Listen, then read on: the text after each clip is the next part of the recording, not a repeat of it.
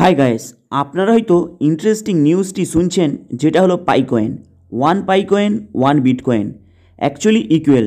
এই নিউজটি হয়তো আপনারা অনেক জায়গায় শুনছেন, কারণ হিউজ পরিমাণে পাবলিক অলরেডি পাইকয়েনকে হোল্ডিং করে রেখেছে এবং সেখান থেকে অ্যামাউন্ট কামানোর জন্য।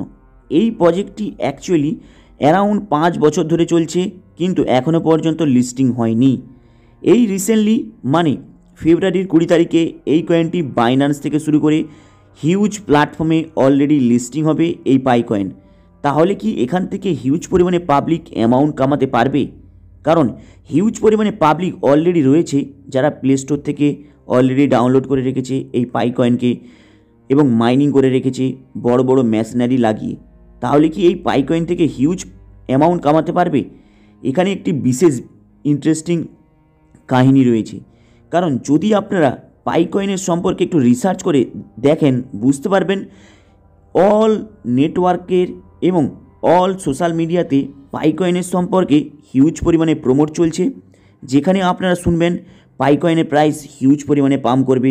তাই পাবলিক না জেনে বুঝে এই পাইকয়েনের মধ্যে হিউজ পরিমাণে ইনভেস্টমেন্ট করে আদার্স পাবলিকের কাছ থেকে পাইকয়েন কিনে নিজেদের কাছে হোল্ডিংয়ে রাখছে। অ্যাকচুয়ালি বাস্তবে কি এই পাইকয়েন হিউজ পরিমাণে বাড়বে লিস্টিং হওয়ার সাথে সাথে? এখানে আরেকটি ইন্টারেস্টিং টপিক বেরিয়ে আসে।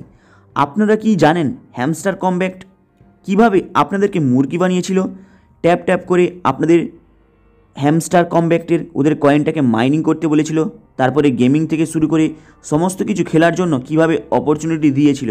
কিন্তু আপনারা বলুন তো, এই হ্যামস্টার কমব্যাট থেকে কে কত টাকা কামিয়েছেন? কারণ আপনারা তো অ্যারাউন্ড 3-4টি ফোনকে ইউজ করে এই হ্যামস্টার কমব্যাটকে দেখেছিলেন এবং ইউজ করেছিলেন, মাইনিং করেছিলেন। আজ পর্যন্ত কি দেখতে পেয়েছেন সেই হ্যামস্টারের কমব্যাটের অ্যামাউন্ট আপনি কত পেয়েছেন বলুন তো? কেউ বলতে পারবে? দেখবেন সেই হ্যামস্টার কমব্যাটের সম্পর্কে কেউ কোনো কথা আলোচনা করে না। যখনই মার্কেটে লঞ্চ হয়েছে, হিউজ একটি প্রাইসে লঞ্চ হয়েছে এবং জাস্ট 3 থেকে 4 মিনিটের মধ্যে সেই প্রাইস হঠাৎ করতে ব্রেকডাউন হয়ে যায়। তাহলে আপনারা বলুন, সেই প্রাইস যদি ব্রেকডাউন যদি হয়ে যায়, তাহলে কিভাবে আপনারা সেখানে সেল করে অ্যামাউন্টটা কামাতে পারবেন? তাই এখানে ইন্টারেস্টিং বিষয় সেম পাইকয়েনে আপনারা কয়েকদিন ধরে অলরেডি কয়েক বছর ধরে অলরেডি হোল্ডিং করে রেখেছেন, কিন্তু বাস্তবে সেই প্রাইসটা এবং তার বেনিফিটটা আপনি কামাতে পারবেন। কারণ হিউজ পরিমাণে পাবলিক রয়েছে, অনেক জায়গা থেকে পাইকয়েনকে কিনে হোল্ডিং করে রেখেছে কয়েক লাখ টাকা দিয়ে। এইবার হচ্ছে এখানে ইন্টারেস্টিং বিষয়, একটি জিনিস মাথায় রাখবেন, পাইকয়েন যে কোনো এক্সচেঞ্জে লঞ্চিং হোক না কেন, সেটা বাইন্যান্স থেকে শুরু করে অল ওয়ার্ল্ডের যে কোনো এক্সচেঞ্জে, কিন্তু যখনই সেই পাইকয়েনের প্রাইস হাই র্যাঙ্কে থাকবে প্রফিট কামাতে পারবেন। কিন্তু যখনই প্রাইস হিউজ পরিমাণে কয়েক মিনিটের মধ্যে ডাউন হবে, আপনি কিন্তু সেখানে অ্যামাউন্ট কামাতে পারবেন না।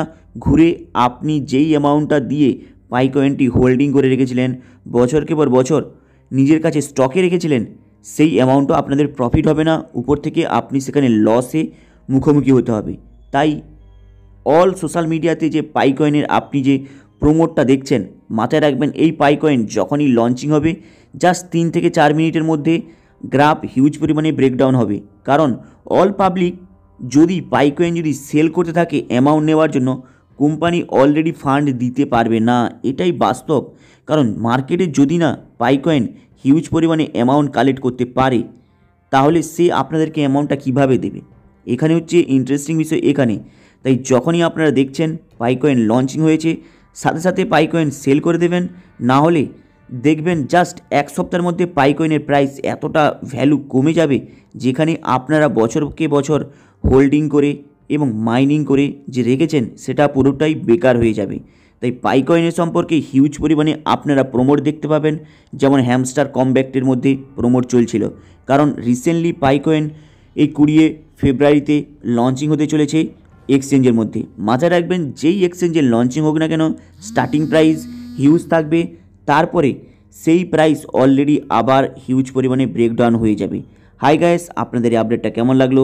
লাইক অ্যান্ড সাবস্ক্রাইব করে দেবেন। চলুন দেখা হবে আবার নেক্সট ভিডিওতে।